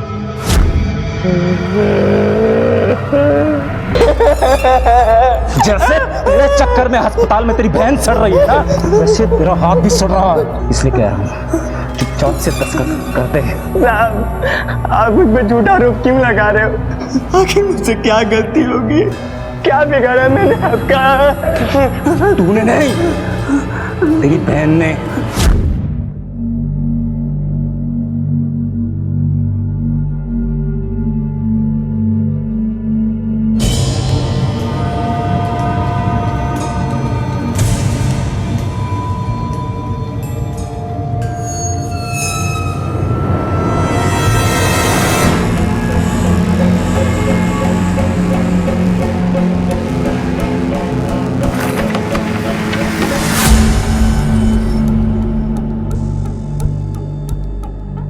ये क्या है?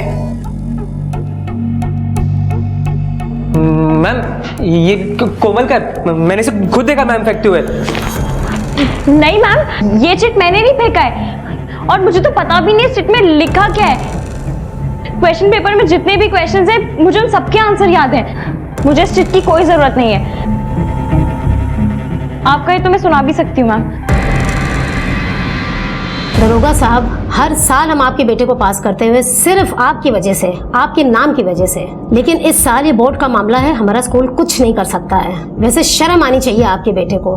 कोमल को देखिए, एक गरीब मजदूर की बेटी होते हुए भी वो अपने पढ़ाई को कितना महत्व देती है, और आपका बेटा बड़ी मुश्किल से पास होता है, और वो भी कैसे होता है ये आपको अच्छी तरह मालूम है। तेरी बहन की वजह से इस बार मेरा बेटा 10वीं के इम्तिहान में नहीं बैठ पाया। इतना पैरवी किए थे, इतना पैसा खिलाए थे, हर विषय में 90% की गारंटी थी, लेकिन सब डूब गया।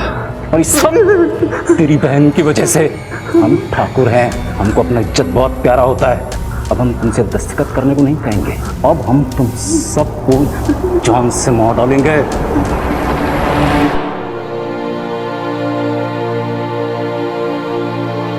किशन, तुझे छोड़ दिया? उठा नहीं है ये, जेल से भागा है। भाई हम तो सरकार को यही बताएंगे। ए कार्तिक। जी पापा। असली इनकाउंटर देखोगे का? जी पापा। ए, रखो कट्टा। साहब यहाँ कट्टा है। अरे तू कट्टा रखा है? हाँ? अरे सिर्फ कट्टा रखने से क्या होगा, गोली भी तो चलना चाहिए ना। जो गोली खाएगा उसको डबल प्रमोशन। साहब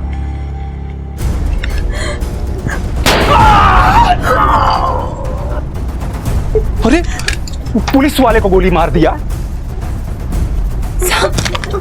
अब बदले में हम क्या करेंगे? बदले में हम इसको। वाह, बहुत खूब। हम यही देखना चाहते थे कि आप यहाँ क्या कर रहे हैं।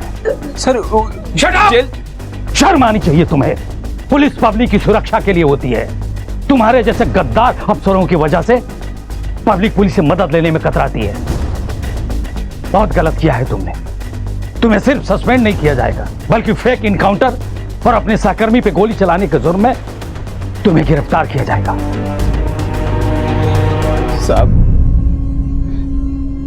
मेरा बच्चा बेकसूर है साहब। तुम निश्चिंत रहो शंभू, अगर तुम्हारा बच्चा बेकसूर है तो वो बहुत जल्द घर जाएगा। आज से आप ये केस हैंडल करेंगे और विक्रम को गिरफ्तार कीजिए, और इसके साथ जितने कांस्टेबल मिले हैं सबको अरेस्ट कीजिए। सब पे कार्रवाई होगी, और इस केस की सारी रिपोर्टिंग आप डायरेक्ट मुझे करेंगे। Right sir. गिरफ्तार कीजिए।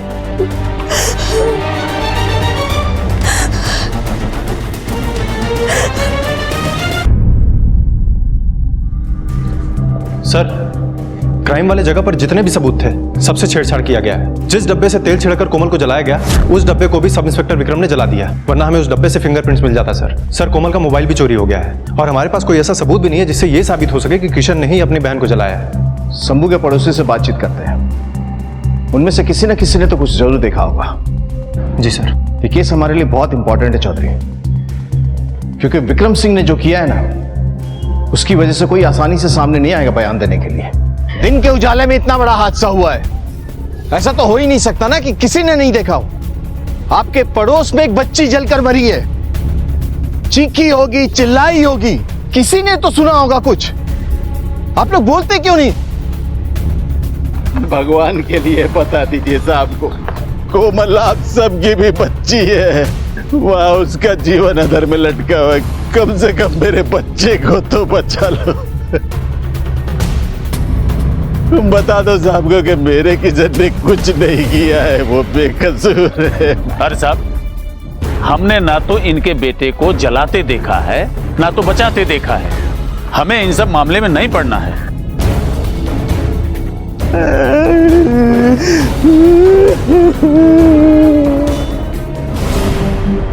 डॉक्टर साहब, कोमल की क्या कंडीशन है? क्या मुझसे कुछ पूछताछ कर सकते हैं? देखिए कंडीशन तो बहुत खराब है, क्योंकि वोकल कॉर्ड्स बुरी तरीके से जले हुए हैं। फिर भी आप कोशिश करना चाहे तो कर सकते हैं।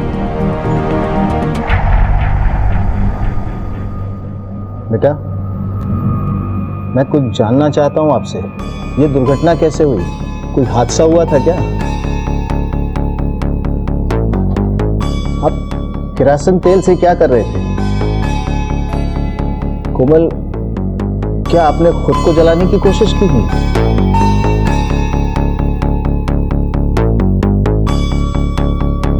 किसी और ने जलाया? कौन था वो? नाम बताओ उसका। बोलो बोलो बोलो।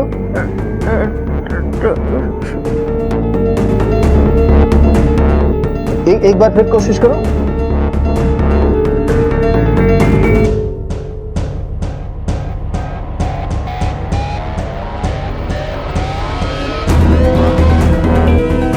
देखिए सर, हमें नहीं लगता है कि अभी ये कुछ बता पाएंगे। सर हम गए थे कोमल से मिलने के लिए। उस लड़की कोमल से कुछ बयान लिया? हाँ सर, उसे ये तो बताया कि उसे कोई मारने की कोशिश कर रहा था, लेकिन नाम नहीं बता पाई सर। वोकल कॉर्ड पूरा जल चुका है। देखिए, आरोपी विक्रम सिंह चूंकि अपने डिपार्टमेंट से, इसलिए इस केस को गंभीरता से लेना होगा। Okay sir. सर, ये बच्ची आपसे बात करना चाहती है। क्या नाम है बेटा? अनु। देखो, डरो मत, जो बोलना चाहती है बोलो। कोमल को किशन भैया ने नहीं जलाया था।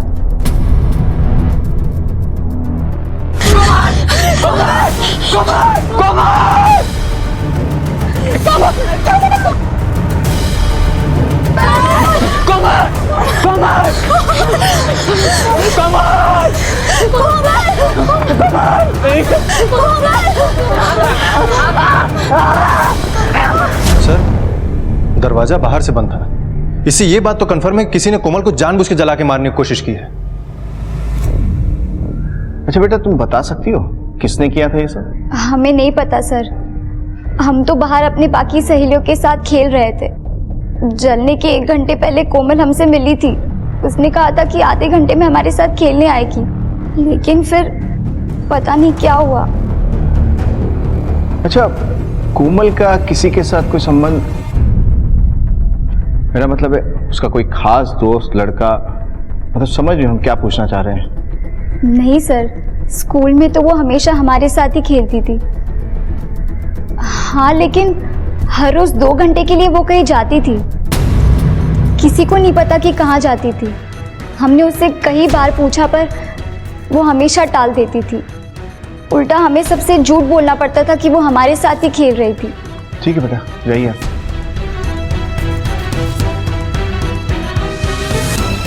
किशन को छोड़ दो। ठीक है सर।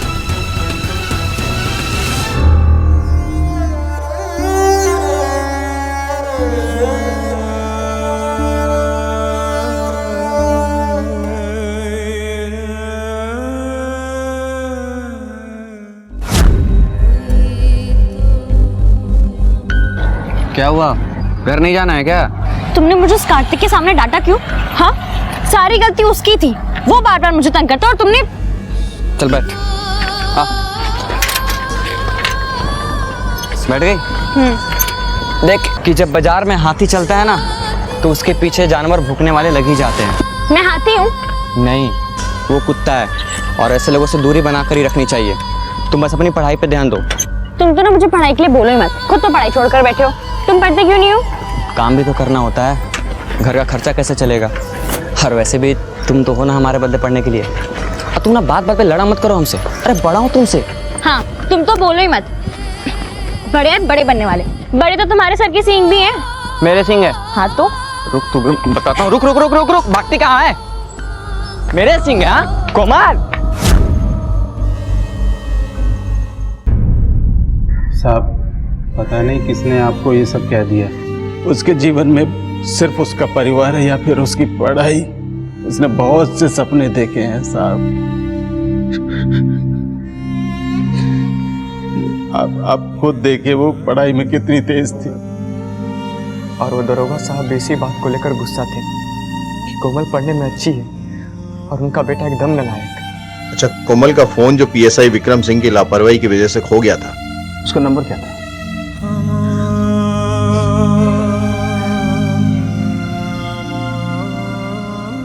यहाँ लिखा है सर। नोट करो।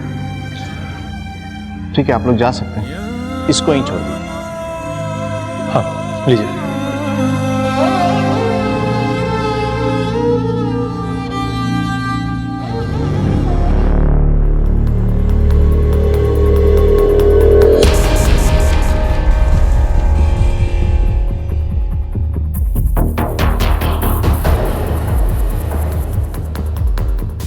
इसमें 2 हैंडराइटिंग है।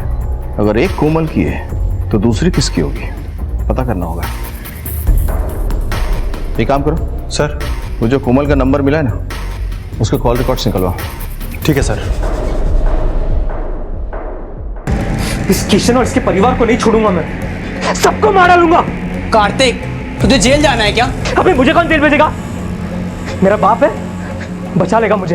अबे तेरा बाप खुद को जेल जाने से बचा नहीं पाया और तुझे बचाएगा? मार! सर, ये रहा कोमल का कॉल रिकॉर्ड। सर, जिन नंबर से कोमल की बात होती है उनमें ऐसा कुछ खास तो नहीं मिला है सर, लेकिन एक नंबर ऐसा है जिससे अक्सर कोमल की बात होती थी। सर ये देखिए, ये नंबर किसी हरीश सिंह का है। और तो और सर, तकरीबन रोज 2 घंटे तक कोमल के मोबाइल की लोकेशन उसी जगह होती है जहां पर इस हरीश सिंह का घर है। सर, हरीश सिंह के मोबाइल नंबर के एड्रेस से ये बात कंफर्म होती है। मैडम, हम लोग सर से मिलना चाहते थे। बेटा, आज तो वो घर पे नहीं है, आप फिर कभी आ जाना। Okay ma'am, thank you.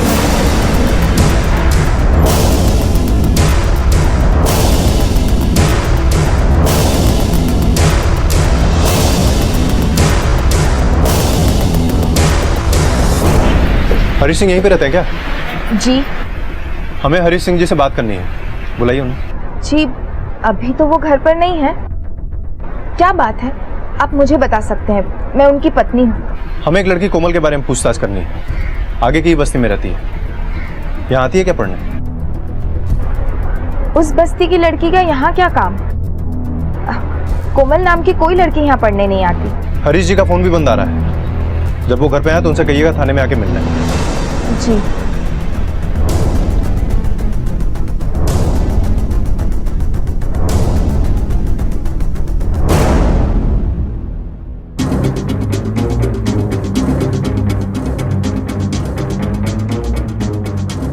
चलो तुम।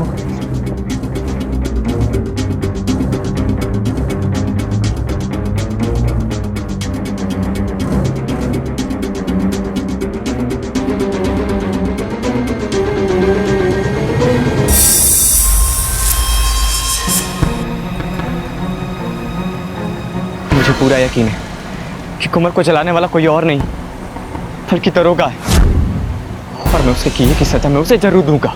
लेकिन वो तो लॉकअप में है, उसका बेटा तो बाहर है ना। बस मुझे तुम लोगों की हेल्प चाहिए। कौन सी हेल्प? कट्टा चाहिए मुझे कार्तिक को उड़ाने के लिए। सर, हरीश एक टीचर है और प्राइवेट ट्यूशन देता है। सर, कोमल की अक्सर इस हरीश सिंह से बात होती थी और उसके फोन की लोकेशन भी शाम को हरीश के घर के आसपास ही होती थी। सर हरीश की पत्नी का कहना है कि कोमल नाम की कोई भी लड़की हरीश से पढ़ने नहीं आती थी। वो किसी भी कोमल को नहीं जानती। हो सकता है कि कोमल हरीश से मिलती हो उसी एरिया में, लेकिन किसी और जगह। लेकिन कोमल को किसी से छुप छुप को मिलने की जरूरत क्यों पड़ी? हरीश से बात हुई? नहीं सर, हरीश बाहर गया है, उसका फोन भी नॉट रीचेबल आ रहा है। सर हरीश के घर से ये कॉपी उठा के लाए हैं।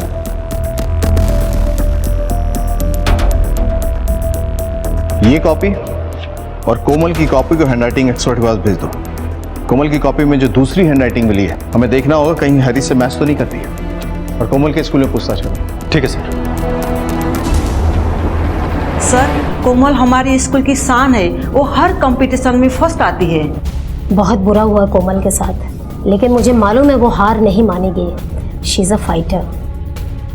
सर, कोमल तो बहुत अच्छी लड़की है, लेकिन कार्तिक उसे बार बार परेशान करता था। उसने तो एक बार उस पर इल्ज़ाम भी लगाया था कि वो चीटिंग कर रही है। जब उसका सच टीचर के सामने आया, तब टीचर ने उसे 10वीं की परीक्षा देने से रोकी।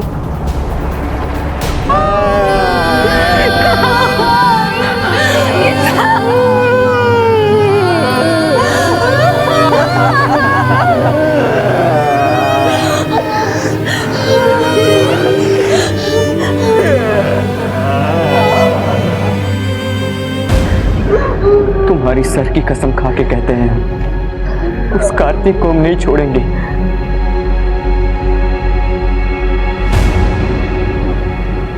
किसान! सर, कोमल के स्कूल में पता किए हैं, सब उसकी बहुत तारीफ कर रहे थे। लेकिन सर सबका यह भी कहना है कि कार्तिक और उसका फादर विक्रम, ये दोनों कोमल से बहुत जलते थे सर। कहीं ऐसा तो नहीं कि इसी जलन की वजह से कार्तिक ने कोमल को मार दिया? क्योंकि अगर लोगों के बयान को ध्यान में रखे तो विक्रम सिंह उस दिन फील्ड में था। हेलो, क्या? सब कुछ इधर अंदर है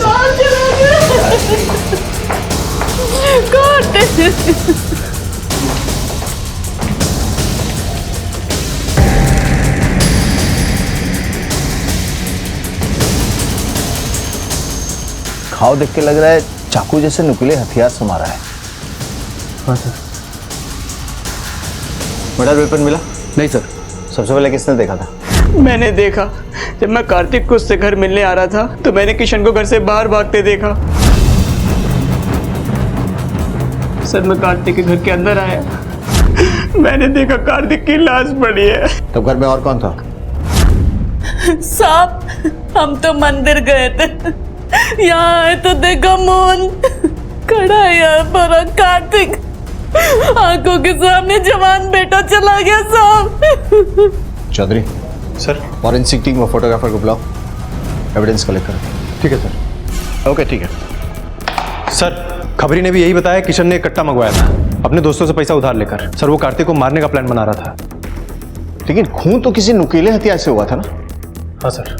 अगर किसी ने कट्टा मंगवाया था तो उसका इस्तेमाल क्यों नहीं किया? और वैसे भी मुझे मोहन की बात पे ज्यादा विश्वास नहीं है। ये कार्तिक का खास दोस्त है, लेकिन किशन को तो हमें उठाना ही होगा।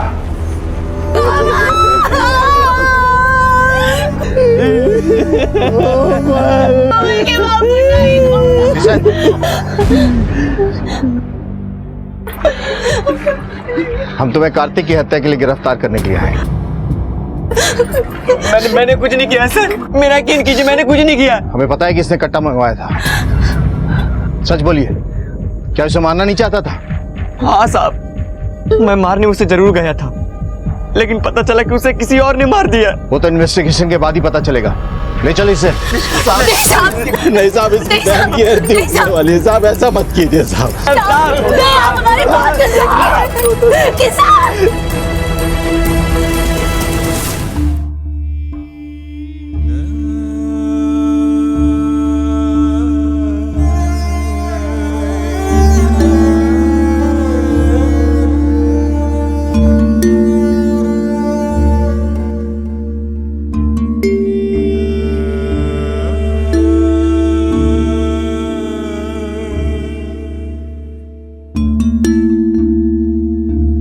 शंभू और शांति अपनी बेटी कोमल को खो चुके थे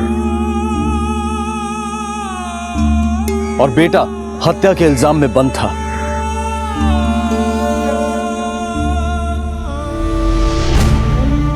बेटी की मौत ने उन्हें अंदर तक तोड़कर रख दिया था और बेटे पर भी कानून का फंदा कसता हुआ दिखाई दे रहा था। शंभू और शांति हर पल बस अपनी बेटी के कातिल को सजा और अपने बेटे की रिहाई की कामना कर रहे थे। सर, कोमल का फोन ऑन किया गया था। जब हम फोन किए तो किसी आदमी ने उठाया। हम उसको थाने बुलाए सर। हमने कुछ नहीं किया साहब, हमने कोई चोरी नहीं की। हमें फोन वहां जंगल में मिला था जहां भैंस चराने गए थे। बाहर लेके जाओ। सर, यदि हम विक्रम की माने तो विक्रम ने कोमल का ये फोन अपने बेटे कार्तिक को दिया था और कार्तिक के पास से ये फोन चोरी हुआ है। चरवाहे को लेके जाओ जहां मोबाइल मिला था और पूरा इलाका अच्छे तरह से छानबीन करो। साहब, वो रही प्लास्टिक की थैली जिसमें हमें मोबाइल और चाकू मिला था। चाकू? जी साहब, हमने मोबाइल ले लिया और डर के मारे चाकू वहीं पे छोड़ दिया। तुम दोनों आसपास चेक करो। आओ।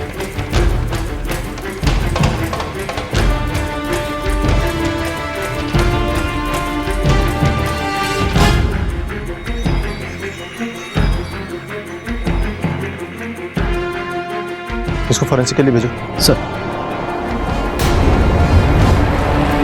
सर, जंगल से हमें एक चाकू मिला था जो हमने फॉरेंसिक डिपार्टमेंट को दे दिया है। सर, कार्तिक का कॉल रिकॉर्ड भी आ गया है, लेकिन इसमें कुछ खास नहीं है सर। लेकिन सर, ये रहे कार्तिक के दोस्त मोहन के कॉल रिकॉर्ड्स और उसकी मोबाइल लोकेशन। इसमें एक खास बात है सर। मैंने कुछ नहीं किया, विद्या कसम। हमें वो चाकू मिला है जिससे कार्तिक का खून हुआ है और उस पे मिले हैं तुम्हारे उंगलियों के निशान। और जहां से कोमल का मोबाइल मिला है ना, वहीं मिला है तुम्हारा मोबाइल का लोकेशन। ये क्या कह रहे हैं आप? बेटा कह दे कि तुमने कुछ नहीं किया। बोल बेटा बोल। अब कुछ भी छुपाने से नहीं चलेगा, सच सच बताओ। मैं कोमल को पसंद करता था, कोमल को नहीं पता। ये बात कार्तिक को पता लग गई। मतलब तूने चुराया था ये फोन मुझे दे दे। क्यों दूं? ये डब्बे से फोन का तू क्या करेगा? हाँ देख, ये फोन कोमल का है। हाँ तो? ओह अच्छा, मतलब तू कोमल से प्यार करता था। लेकिन क्या करे बेटा, तेरे प्यार का तो राम नाम सत्य हो गया। लेकिन कुछ भी बोल मोहन, बड़ी मस्त दिखती थी वो। बकवास बंद कर। तो मुझे धक्का देगा? हाँ मुझे धक्का देगा? हाँ खड़ा चल निकल यहाँ से। अगर अगली बार दिखाना तेरा थोपड़ा मोड़ दूंगा। निकाल।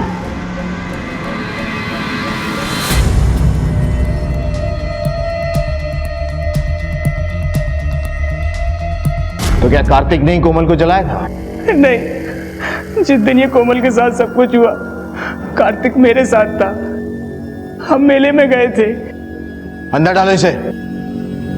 सर, हरीश के घर से हम जो कॉपी उठाए थे उसकी हैंडराइटिंग और कोमल की कॉपी में जो दूसरी हैंडराइटिंग थी वो दोनों सेम है सर। और ये हैंडराइटिंग हरीश सिंह की है। उसका मतलब कोमल हरीश से पढ़ती थी? Yes sir. तो फिर हरीश की पत्नी ने ये बात हमसे छुपाई क्यों? हरीश आया?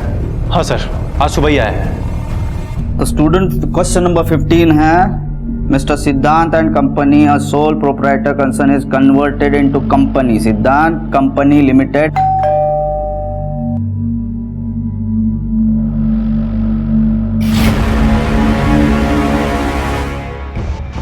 सर क्या कह रहे हैं आप? मुझे तो पता ही नहीं कोमल के साथ ये सब कुछ हो गया। लेकिन जब हम पिछली बार आपसे मिलने आए थे तो आप घर पे नहीं थे और आपकी पत्नी ने कहा था कि कोमल नाम की कोई भी लड़की आपसे पढ़ने नहीं आती और ये किसी कोमल को नहीं जानती। एक मिनट सर, आप यहाँ, तुमने बताया नहीं सर यहाँ पे आए थे?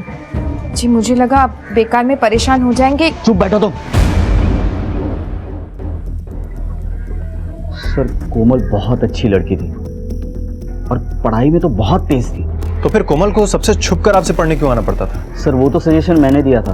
देखिए सर, मेरा क्लास बहुत छोटा है, यहाँ अमीर घर के और बड़ी जाति के बच्चे आते हैं। अगर उनको पता चलता कि कोमल यहीं पढ़ती है और मैं उन्हें पढ़ाता हूँ तो उनके घर वाले उन्हें यहाँ भेजने से मना कर देते। तो मैं कोमल को अलग से अकेले में पढ़ाया करता था, इसकी फी भी नहीं लेता था मैं। सर कोमल एक अच्छी लड़की थी, खुद के पैरों पे खड़ी होना चाहती थी, अपने माँ बाप के लिए कुछ करना चाहती थी।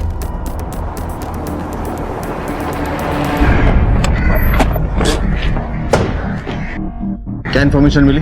सर हमने हरीश से बात की है और उसके आस पड़ोस में पूछताछ भी की है। सर हरीश तो कह रहा था कोमल उससे पढ़ा करती थी, लेकिन उसके आस पड़ोस की माने तो हरीश के घर से रोज लड़ाई झगड़े की आवाज आती थी। हरीश की पत्नी को शक भी था कि हरीश का किसी स्टूडेंट के साथ चक्कर चल रहा है। कहीं ऐसा तो नहीं कि हरीश की पत्नी को लगता हो कि हरीश का चक्कर कोमल के साथ चल रहा था?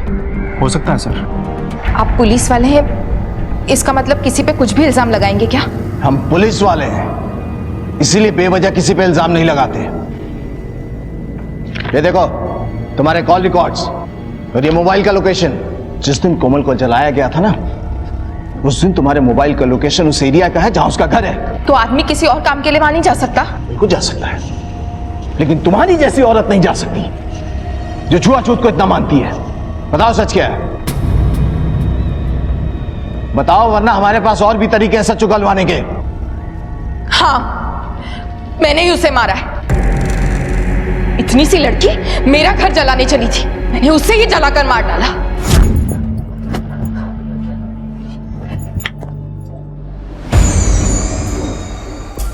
अरे मैडम जी, आप यहाँ से गुजर रही थी तो सोचा तुमसे मिलती चलूं। तुम्हारी 10वीं की परीक्षा हो गई ना, अब वहाँ आना तो होगा नहीं। अरे नहीं मैडम जी, आऊंगी ना। अभी 12वीं की भी तो तैयारी करनी है और फिर एक बहुत बड़ी अफसर भी तो बनना है। मैडम जी आप अंदर आइए ना, मैं आपके लिए चाय बनाती हूँ।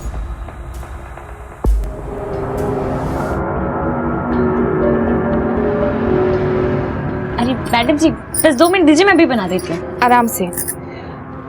लेकिन कोमल, अब ये तुम्हें नहीं पढ़ा पाएंगे, आजू बाजू वाले बातें बनाते हैं। अच्छा वो बात मैडम जी, हाँ सर ने हमें बताया था, तो उन्होंने हमें बोला कि अब से ना हम लोग पढ़ाई छुप कर करेंगे।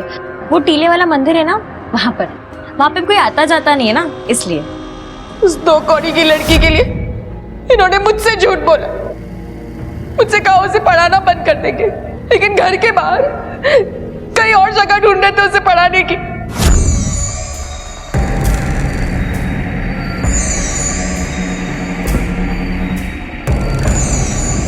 मैडम जी ये आप क्या कर रहे हैं? पढ़ाई करेगी? अकेले में पढ़ाई करेगी? मैडम जी तुम्हारे अपने जलन और शक ने एक बच्ची की जान ले ली। कोमल सिर्फ पढ़ना चाहती थी, उसके माँ बाप के कई सारे सपने थे, उन्हें पूरा करना चाहती थी। शर्म आनी चाहिए तुम्हें अपने आप पे। बाबूजी 10वीं का रिजल्ट आया है, अपनी कोमल पूरे जिले में अव्वल आई बाबूजी। ये देखिए फोटो भी आया है उसका।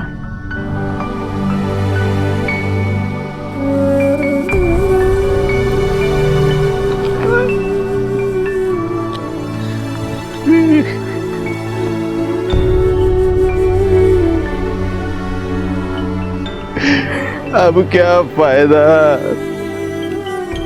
हमारी कोमल के सपने तो उसी के साथ चले गए।